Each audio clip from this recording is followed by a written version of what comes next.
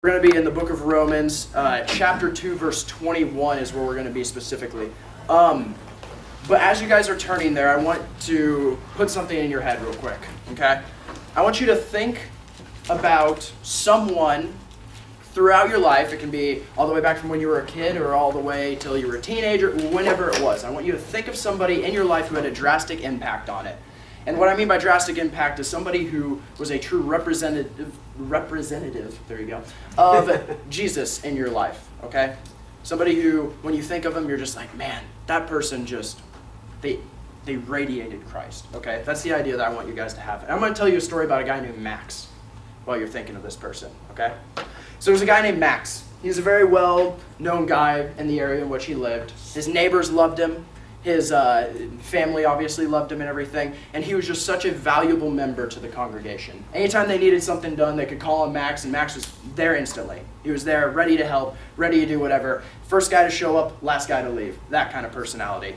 And these people in his neighborhood, they loved him too because he would, when they were out of town for a long time, he'd go mow their yard or something like that. If the kids ever needed to be watched, he would help them out and everything, have his kids help out and all that. Just a great guy. And when you thought about it, if somebody had a question about the Bible, it was like, you know what, go to the preacher, and if he doesn't answer it, go to Max, because he knows. Yeah. Kind of guy, okay? Just a very solid dude. Now, Max had a son, and his son's name was Levi, okay? So Levi was much like his dad, and his dad actually had a motto. His motto was, do what you say you're going to do. I think we can all respect that, right? Do what you say you're going to do. Be a person of your word. Be a man or woman of your word. If you say you're going to get something done, do it. Okay? We all can respect that. And this was something that Levi noticed early on in his dad, that this is something that his dad did very well. And Levi, much wanting to aspire to be like his dad, his role model, the person who resembled Christ the most to him, think about the people in your life who most resembled it to you, he applied this motto to his own life. Okay? So Levi, when he thought, okay, when I need to do something, I'm just going to do it, okay? I'm not going to question it. I'm not going to be all, oh, what's going to happen? I'm going to do it because I said I'm going to do it, okay? And his father watched over him as he did this. So Levi, about his 8th grade year, so middle school, he comes up in his head. He's like, you know, it's the start of the year. I want this year to be different from previous years. He always kind of struggled with school, and he was like, I want to be a straight A student all year. It's middle school, I know, whatever. But still, he aspired to be a straight A student. And so he works really hard. He's talking to teachers, and he's figuring this out so that he can do the best job that he possibly can. And at the end of the year, he's a straight A student, has not gotten one F on any test, or even a B for that matter, because he was working so hard. And at the end of the school year, he gets a certificate from the school saying, you did it, nice job, straight A student. And he's excited. As you would be. Think about the person that I've been telling you to think about. The person who, in your life, you seek the good job from. The well done from. Okay? That's what he's looking for. He's so excited to be like, Dad, look at what I did. I did this. I said I was going to do it. I did it. And he's looking forward to it so much. And so he rides the bus home from school, and he's sitting there, he's like shaking. He's like, oh, goodness gracious, this is going to be so great. He's just thinking about, oh my goodness, I wonder what Dad's going to do. He's going to get me ice cream at the end of the day. This is going to be so exciting. Playing all these things in his head. He gets home, and he goes to his dad's office. And there's 2 things that you need to know about Dad's office. If the doors were shut, you left him alone because he was at work. If the doors were open, you could come in. And I'm sure you guys can maybe think of your parents a little bit, and there was a time to talk to them, and then an actual good time to talk to them. Okay? This was kind of the setting. He was busy at work, and it was not time to talk to Dad. So Levi is all excited, and he's like, oh, I wish I could talk to Dad right now. But he understands. He goes and sits on the couch. And he's sitting there trying to watch TV, but he can't distract himself. He's still so excited. He's all pumped up and excited, and he's just running around the house because he doesn't know what else to do with himself. And finally he's like, enough! I need to tell Dad what I did, because he's so overwhelmed with excitement and emotion. And so he goes over to the door with paper in hand, and he's like, okay, this is going to be good. And he's thinks to himself for a second, wait, I could do something really fun. And so he peeks open the door a little bit and shuts it. And he's like, oh, this is good. Because Dad has these headphones, okay? He has these headphones that they got him for Christmas because the house gets really noisy, and his dad's always on business calls, and the only way that he can actually hear the call that he's having is if he has these headphones on, because they cancel out all the noise that his kids make. And so dad has these headphones on, and Levi thinks to himself, oh, dad can't hear me. And so Levi thinks of himself as kind of like a ninja. Keep in mind, he's in 8th grade. We still thought of ourselves as ninjas when we were in 8th grade. So he peeks open the door, and he crawls in there. He gets right next to the desk and looks up, peeks around, and gets back down. Peeks up again, looks back down. Dad hasn't noticed him yet. And then Levi sneaks around and gets right behind his dad's chair, and he's kind of right behind it, and he's like, okay, I'm going to get dad, because he wants to scare him, but he also wants to show him what he did, but he thinks, ooh, this would be really fun to freak him out a little bit. So Levi starts to sneak up over the chair a little bit, and he's like, okay, whew, heart's pumping a little bit. He's freaking out. He's like, okay, this is going to be good. Okay, 3, 2, oh no, I can't do it yet. All right, 3, 2, 1. Look at what I did, Dad. He throws it on the desk. He's like, look at this. Look at these. Look at these straight A's. A, science. A, social studies. A, PE. Look at this. If you were to turn this into a word, guess what it would say? It would say, ah. He's so excited about what he has done, and he's showing his dad, and his dad has this really surprised look on his face because he just scared him half to death. But Levi recognizes something about this look on his dad's face. Actually, he doesn't recognize it, which is probably the peculiar thing about it. Because he's like, what in the world? Why are you looking at me like that? Because it's not just a look of like, oh, you surprised me. It's a look of something he's never understood before. And right when this is happening, he's like, Dad, what? And his dad starts to reach for the mouse, and he looks at the computer, and Levi sees something that he should never see. Yeah. Looks at something that no one should ever see, especially a young man. Because those images get burnt into your brain, and they never go away. It's a sad thing that Levi saw this. That's for sure. But the thing that's almost even sadder is the fact that his hero, the guy that he looked up to more than anything, crushed his spirits. In that moment, he saw his dad as nothing more but a hypocrite. And that's a difficulty for a lot of people. But here's the thing. Levi sees this, and he's trying to understand, like, what's going on. Why? What is this? I mean, Levi's in middle school. He knows what's right, what's wrong. He knows what he saw, just it was wrong. But he doesn't understand why his dad did it. And from then on, he can't really respect his father the same way. He has a hard time forgiving him. Romans chapter 2, verse 21 says, well then, if you teach others, why don't you teach yourself? You tell others not to steal, but do you steal? You said, don't commit adultery, but do you commit adultery? You said you condemn idolatry, but do you use stolen or items stolen from pagan temples? You are so proud of knowing the law, but you dishonor God by breaking it. No wonder the scriptures say, the Gentiles blaspheme the name of God because of you. So the area that we're talking about today is hypocrisy. Because of the actions of his father, he was no more seen as just dad, this great man who could never fail at anything. He was seen as a hypocrite. Now that person that I've been telling you to think of in your head, can you recall the time that they failed you? That they didn't reach that standard that you had set for them? Or think of somebody in your life who just didn't quite add up to your expectation. There's two areas that I want to look at because I think we understand what hypocrisy is. But one thing I do want to cover is the hypocrite's lie. And what the hypocrite's lie is that over here, I have God. This is my stuff on Sunday. This is my stuff with my D group. These are the people at church. The hypocrite's lie is that I have this, and I do all these things for you, God, and I love you so much. But here off to the side, I have my own little thing. And for Levi's dad, it was pornography. But it could have just as easily been as one of these other things. Stealing, lying, worshiping some sort of idol. Maybe you would have walked in there, heard him gossiping or cussing or something like that. Or maybe walked in there watching his dad sit back a few more drinks than he should. Or popping a few more pills than he should. Whatever it may be. The hypocrite's lie is that I can have God over there and then I get my one little thing over here because guess what, God? I'm living all this stuff for you, but I can have my one little thing over here. This is my little indulgence. That's the idea.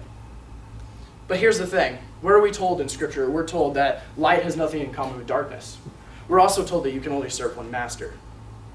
So, how do you harmonize that? Well, you can't. Because for the hypocrite's lie, they think, oh, I'm serving God, this is where I'm the liar. This is where I'm the hypocrite. I'm the hypocrite and liar in the sense of I do these other things. That's not really who I am. Who I really am is that. But in reality, this is where you're really lying, and that's what you really are. We understand what a hypocrite is. I don't want to spend all the time on what a hypocrite is. I want to spend time talking about what our hypocrisy does. Okay? And before I even say that, I think if we were to be honest with ourselves and one another, we would all admit that we're guilty of this. We all at one point or another have been guilty of being a hypocrite. And some of us, maybe currently. But that's something you got to talk to yourself about and talk to God about. Because I can't see that necessarily. But there's two areas of hypocrisy. There's the emotional effects, and then there's the eternal effects. And the emotional, I'm just going to run with what we've been talking about here about Max and Levi.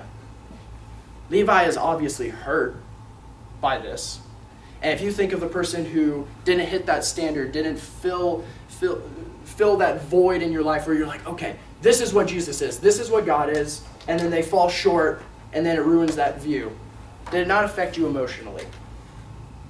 You know, there is an emotional side of this where it's just you're hurt because you feel connected to this person because there's a relationship there, whether it's a brother, a sister, an aunt, an uncle, just a really good friend. So with family and friends on the emotional side, it hurts when this happens. And that's probably the simplest way that I could sum it up. It just hurts. But it also ruins their view of you in a way. Maybe not forever because, you know, Christian brothers and sisters, we forgive one another for trespasses and things that go wrong. We do that. But the other point is eternally that I have here. Hypocrisy affects things eternally. Well, what do I mean by that? Well, considering that the Great Commission, Matthew chapter 28, says that we are to go out and make disciples of all nations, we make disciples by baptizing them in the name of the Father, the Son, and the Holy Spirit. We are commissioned and told to go out and make this family bigger.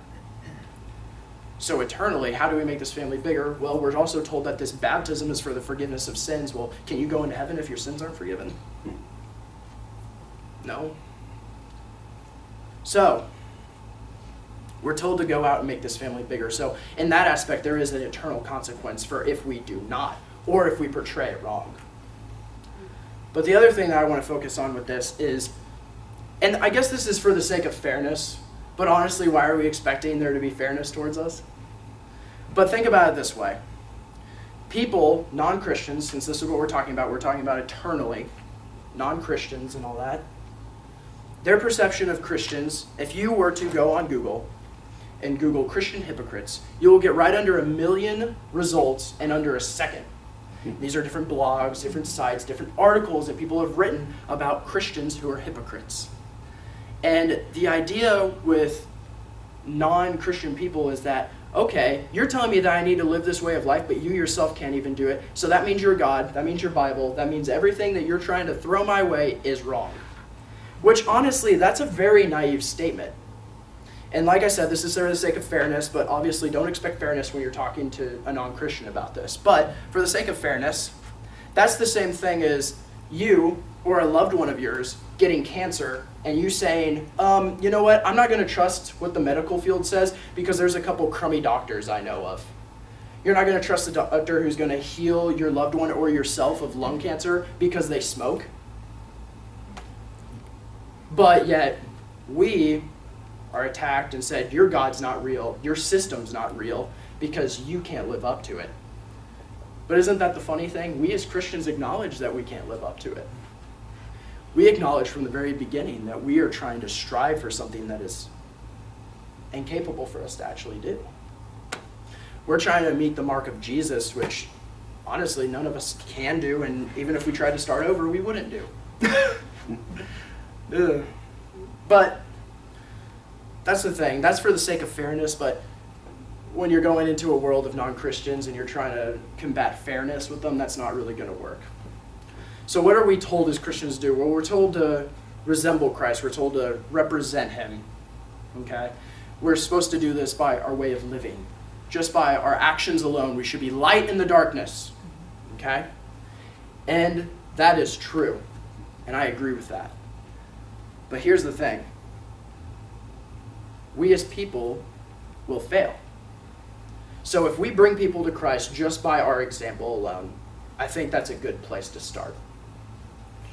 But the thing is we will all fail eventually. And we will not meet that standard that they have set in their mind of what Jesus is. And so, the example that I want to use for this, I don't know if any of you guys have ever heard of the comedic duo. I'm sure you guys might have, but Penn and Teller. Have you guys ever heard of these guys? Okay. You guys might have heard this story before. I'm not 100% sure, but there's a guy, the one guy in the group, his name's Penn. And he records himself, and it's a video. If you ever want to see it, it's called The Gift of a Bible. So if you went on YouTube, typed in Penn, Gift of a Bible, you'd probably find it pretty quickly. But he records himself after having an interaction with a fan. After their shows, they would meet up with some fans, do some signing and autographs, and he talks about who he didn't recognize, but he noticed this guy off to the side. He's a bigger dude and everything, and he was just like, I just made a note of this guy. And when this guy came up to him, he was talking to him, and he was being very complimentary, very nice to him. And Penn comments on him, he was just like, this guy was so genuine. He was just like, you could tell that he cared, and he complimented him on saying, you did such a good job, like, with the show, it was awesome, I really appreciated your language, and all this other stuff. And you can see the tears start to well up in Penn's eyes as he's talking about this. And he talks about how this guy just came to him genuinely. Which isn't that how we as Christians are supposed to try to bring people to Christ? We're supposed to build that relationship first, right? We're supposed to resemble Christ and be genuinely nice to people and try to get them that way in. And just from this dude's actions, this guy and his actions, it left a mark on Penn. And for those of you that don't know, Penn is a very outspoken atheist. Okay? Like I said, don't know how many of you have ever heard of this guy or whatever. I wasn't overly familiar with him. But anyways, I don't know how that matters. But he comments on this, and one of the things that was very interesting about it, and I would agree with his point for the most part, was he talks about how this guy came up to me and he was just genuinely nice, and then he gave me a Bible. And he hands him a Bible, and in this Bible he made a note, and he had like these numbers and emails for Penn to reach him if he ever wanted to talk. And Penn makes a point, and I really, really like his point because I think it's very accurate in a way. Also, considering the fact that we've already read that Jesus tells us to go out and make disciples. He makes the comment and he says, how much do you as a Christian believe that if you don't know this, if you don't understand God, there's a heaven and there is a hell, and if you don't understand him, you're going to hell. He's like, you believe this.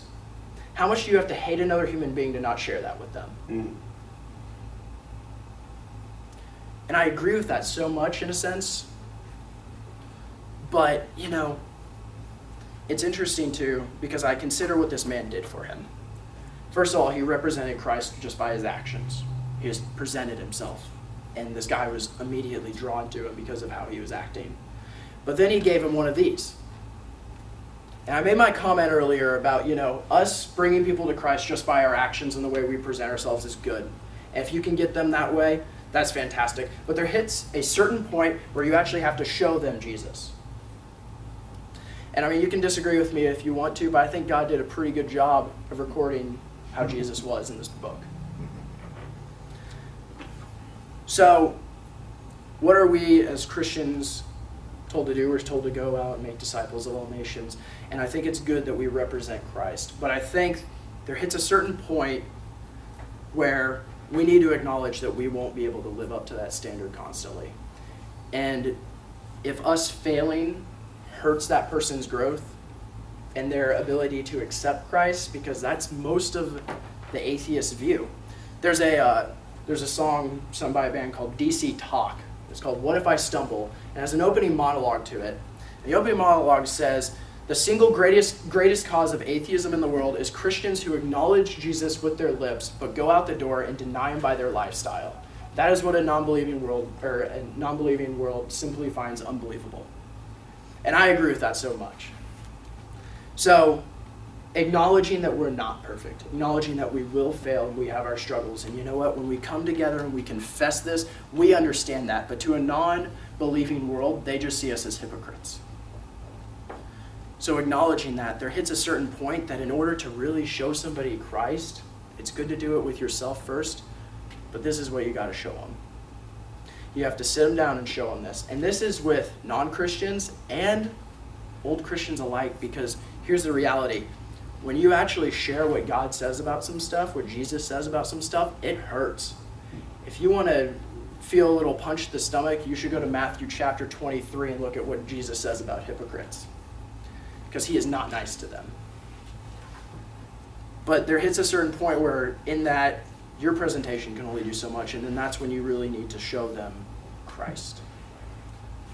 So that would be my challenge for you guys as we break away from here, is to, obviously, we're called to go out and make disciples, and we're told to put on Christ and represent him. I think that's good to bring him in, but I'd really challenge you with even your longtime Christian buddies, because I think it would be maybe a shot to the stomach for some of them to really open this up and see what it says.